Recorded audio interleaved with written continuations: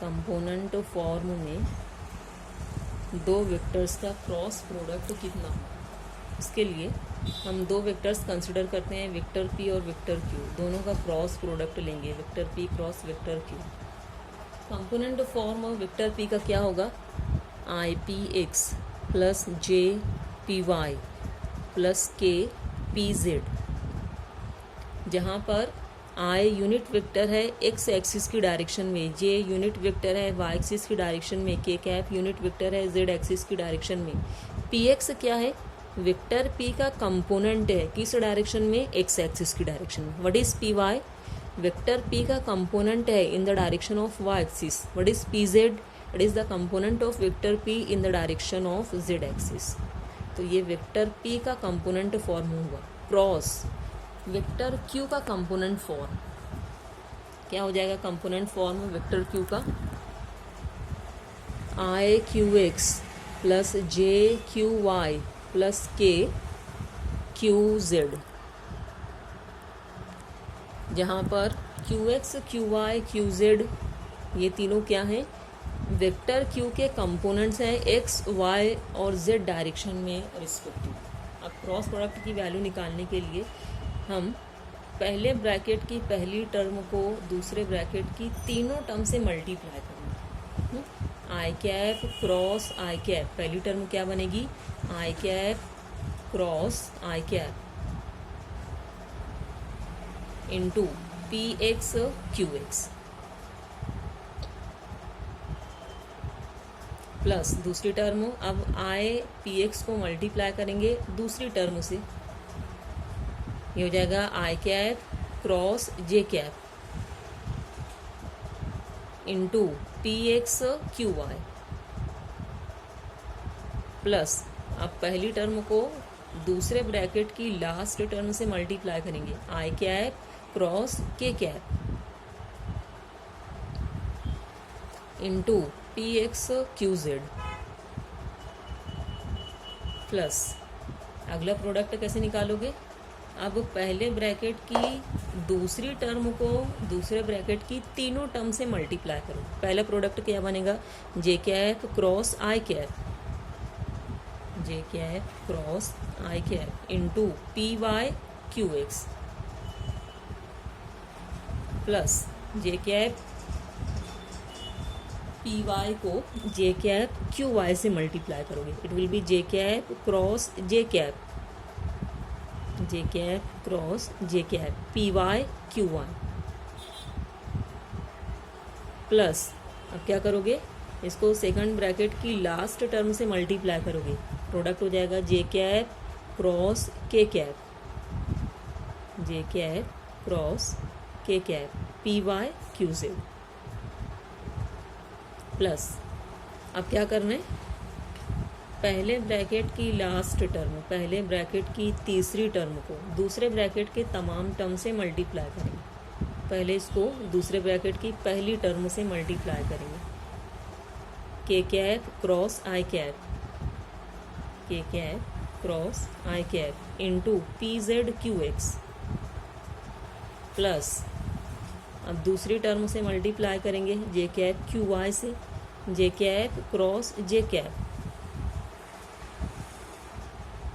Into P Y Q Z, sorry तीसरी term को multiply कर रहे हैं, P Z Q Y,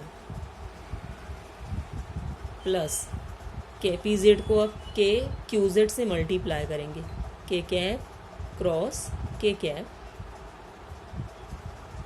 into P Z Q Z. Values put करेंगे। अब प्रॉपर्टीज देख चुके हैं क्रॉस प्रोडक्ट के यूनिट वेक्टर्स के लिए।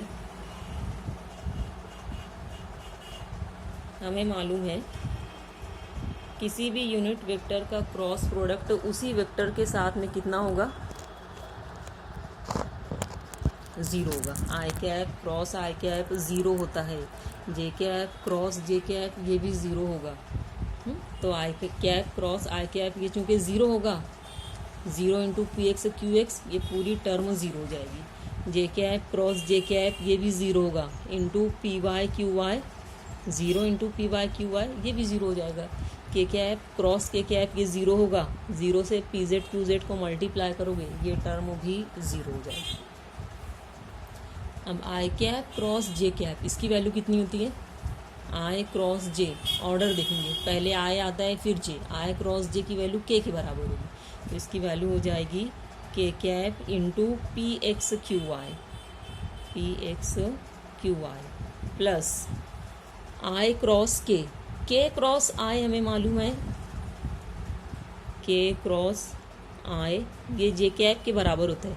यहाँ पर ऑर्डर चेंज किया गया है, आई क्रॉस के है ये, अगर ऑर्डर चेंज करोगे तो ये किसके बराबर हो जाएगा, माइनस जे कैप, इसकी वैल्यू मिलेगी minus J cap into P X Q Z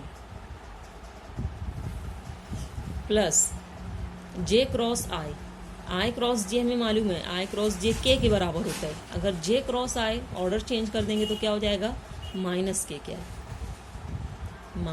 के cap into P Y Q X, ये टर्म ज़ीरो है, प्लस जे क्रॉस के किसके बराबर होगा, आई के बराबर, I cap into P Y Q Z plus K cross I is equal to J cap plus J cap into P Z Q x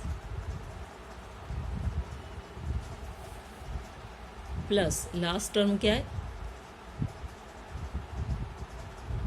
J cap cross I cap, तो यहाँ पर आई पहले है या जे, इसको देख लेते हैं, पी जेड है into Q Y, so it will B,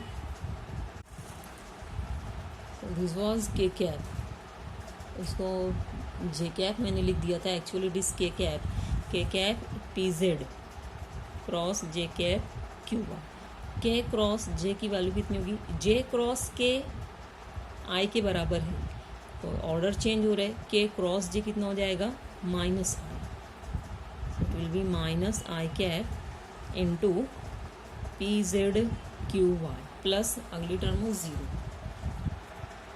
अब क्या करेंगे, जो कॉमन टर्म्स हैं उनको ब्रैकेट के बाहर लिखकर इक्वेशन को सिंप्लीफाई करेंगे। जैसे इस प्रोडक्ट में I cap P Y Q Z और minus I cap P Z Q Y, इसमें आई कैप कॉमन है तो आई कैप को कॉमन निकाल लेते हैं और पॉजिटिव टर्म को पहले लिखेंगे। पॉजिटिव टर्म ये है P Y Q Z minus P Z Q Y, P Y Q Z minus P Z Q Y.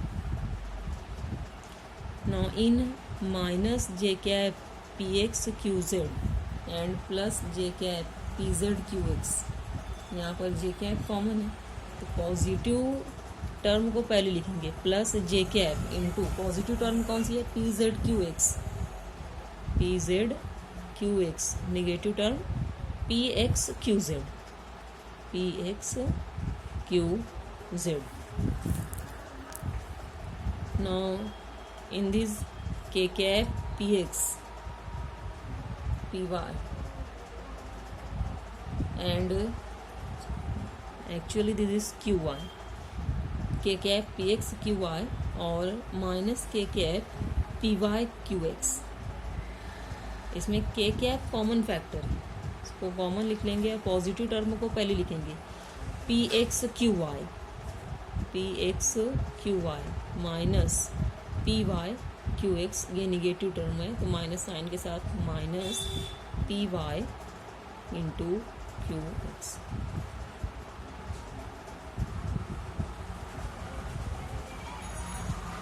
This is the expansion of the determinant whose first row is I cap, J cap, K cap, second row Px, Py, Pz और third row Qx,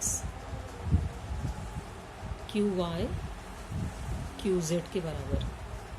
तो vector P cross vector Q this is equal to the determinant. अगर इस determinant को expand करें, कैसे expansion किया जाता है,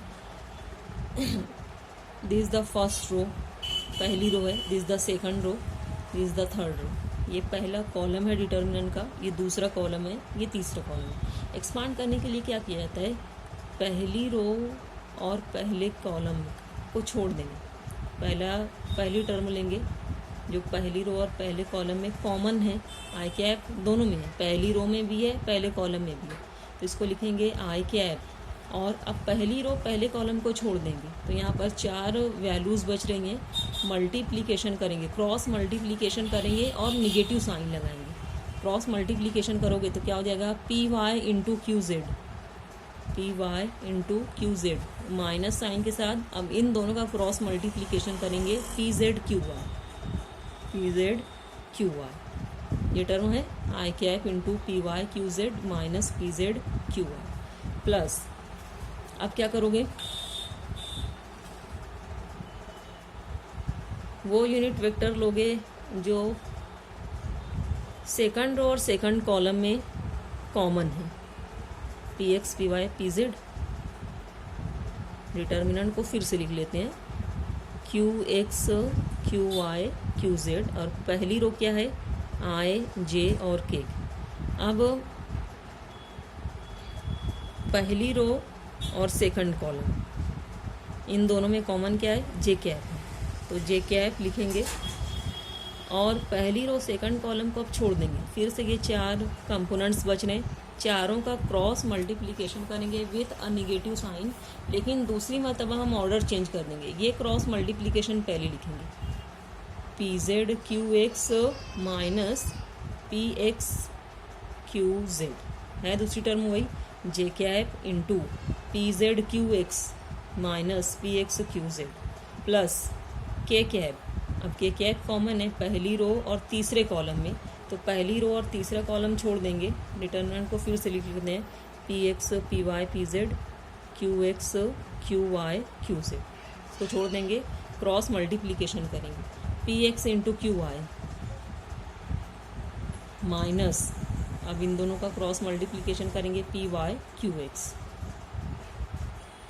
तीसरी टर्म है K cap into bracket P X Q Y minus P Y Q X. तो क्रॉस प्रोडक्ट का जो प्रॉपर्टी है आखिरी कि दो वेक्टर्स का क्रॉस प्रोडक्ट डिटर्मिनेंट के एक्सपांशन के बराबर होते हैं। वो डिटर्मिनेंट जिसकी पहली रो क्या है, यूनिट वेक्टर्स की, दूसरी रो क्या है, पहले वेक्टर के तीनों कंपोनेंट्स की, P X P Y P Z पहले वेक्टर के कंपोनेंट्स हैं। थर्ड रो क्या है, सेकंड वेक्टर के कंपोनेंट्स की, पहली रो यूनिट वेक्टर्स की, दूसरी रो पहले वेक्टर के कंपोनेंट्स की, और थर्ड रो क्या है, दूसरे वेक्टर के कंपोनेंट्स की। तो दो वेक्टर्स का क्रॉस प्रोडक्ट डिटर्मिनेंट के बराबर होता है, whose first row is of unit vectors, second row is of the components of the first vector in the product, third row is of the components of the second vector in the product. Now let us see the last property of vector product. This is the last topic of our chapter. Last property है कि cross product का magnitude दो vectors के, इन दो vectors के ज़रिए जो parallelogram बन रहे, इस पैरेललोग्राम के एरिया के बराबर होती है। It is equal to the area of the parallelogram. तो सपोज ये वेक्टर P है which is represented by OA, there is a vector Q which is represented by OB, दोनों वेक्टर्स के बीच का एंगल है। दो वेक्टर्स का जो क्रॉस प्रोडक्ट है ये पैरेललोग्राम के एरिया के बराबर होगा made by these two vectors. अब ये दोनों वेक्टर्स पैरेललोग्राम बना रहे हैं, पैरेललोग्राम की दो एडजेसेंट साइड है। कैसे कंप्लीट करोगे पैरेललोग्राम, वेक्टर क्यू के पैरेलल एक साइड ड्रॉ करो, वेक्टर पी के पैरेलल दूसरी साइड ड्रॉ करो, पैरेललोग्राम कंप्लीट हो जाएगा। Suppose this parallelogram is OACB, ये पैरेललोग्राम है OACB। पॉइंट बी से बेस पर OA पर परपेंडिकुलर ड्रॉ करेंगे। Suppose this perpendicular is BD, vector P। Parallelogram के एरिया का फॉर्मूला क्या होता है, area of parallelogram is equal to, क्या होता है formula, base into height, base into height. Base क्या है यहाँ पर, पैरेललोग्राम का बेस OA इंटू हाइट क्या है, BD के बराबर। पैरेललोग्राम की हाइट BD के बराबर। अब हाइट की वैल्यू, BD की वैल्यू निकालेंगे। यहाँ पर ये जो राइट एंगल ट्रायंगल बन रहा है, ट्रायंगल OBD, ये एंगल 90 डिग्री का है। इस ट्रायंगल में साइन थीटा रेशो लिखेंगे। साइन किसका रेशो होता है, opposite upon hypotenuse. Opposite side क्या है, BD, अपॉन हाइपोटेनस क्या है, OB। तो यहाँ से BD की वैल्यू क्या मिलेगी, OB sine theta. BD it will be equal to OB into sine theta. BD की वैल्यू पुट करेंगे पैरेललोग्राम के एरिया के फॉर्मूले में, OA इंटू BD की वैल्यू क्या है, OB sine theta. So area of the parallelogram it will be equal to OA into OB into sin theta. What is OA? OA क्या है, लेंथ OA वेक्टर P के magnitude के बराबर होगी, P OB vector Q के magnitude के बराबर into sine theta. What is this? It is the magnitude of the cross product. Cross product के मैग्नीट्यूड की डेफिनेशन यही है, vector P cross vector Q का मैग्नीट्यूड किसके बराबर होता है, PQ साइन थीटा। तो पैरेललोग्राम का एरिया बेसिकली किसके बराबर होता है, it is equal to the magnitude of the cross product of the two vectors making the two sides of the parallelogram. So here our first chapter is completed.